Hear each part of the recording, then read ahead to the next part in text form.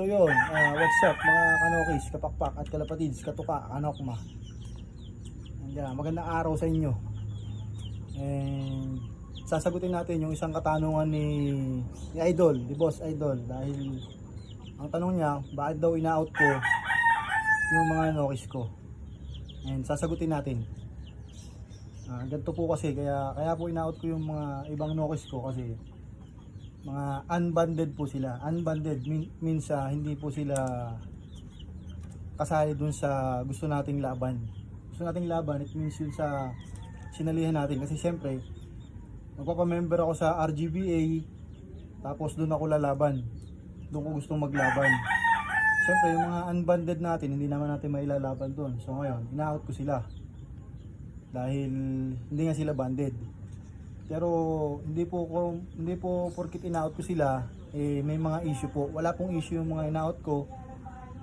Pagka pinuntahan nyo po, and in-inspire natin sila, pag nagustuhan nyo po, di okay po. Kung hindi naman, okay lang din po. Kung may makita po kayong issue, sabihin nyo lang po sa akin. And yun po. Yun lang po yung dahilan kung ba't in-out ko sila. Kasi mas priority ko po yung mga banded. Lalo ngayon, marami tayong sisiw, marami ako na-breed. Mga pang ano natin, early bird. Ito pang early bird to, ito mga nandito.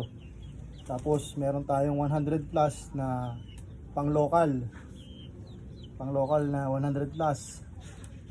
First batch pa lang yon. Siyempre meron pa tayong second batch.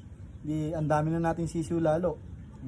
Tapos lahat yun, papabandagan natin ng RGBA, pang local natin. And siyempre selection naman yun. Mamimili tayo ng mga para sa atin lang, mga class A, class B, class C, ganyan. Nandiyan naman yung kumpare ko para tulungan ako pagdating sa mga ganyan. Doon tayo kukuha ng mga pang-entry natin sa RGBA. Tapos after nun, magbibreed pa ulit tayo ng pang-national. Lalong ang dami na naman nating sisiw. So ngayon, marami tayong magiging manok. Next year, sigurado, marami tayong nokis. Yun po yung dahilan. Yun po yung dahilan kung ba't ina-out yung ibang mga nokis ko ngayon, kasi doon ako magpo-focus sa mga banded. Yun po yung reason ko kung ba't ina-out ko yung ibang mga nokis. Wala na pong ibang reason, yun lang po.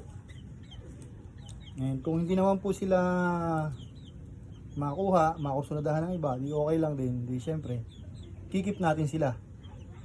Pagka gusto natin maglibang, pwede tayo pumunta sa mga school. Syempre, for the meantime, hindi naman tayo fighter, hindi pa tayo ready pagdating sa mga ganong labanan, digmaan. Nag-enjoy pa ako sa mga ginagawa ko, lalo ngayon sa breeding season.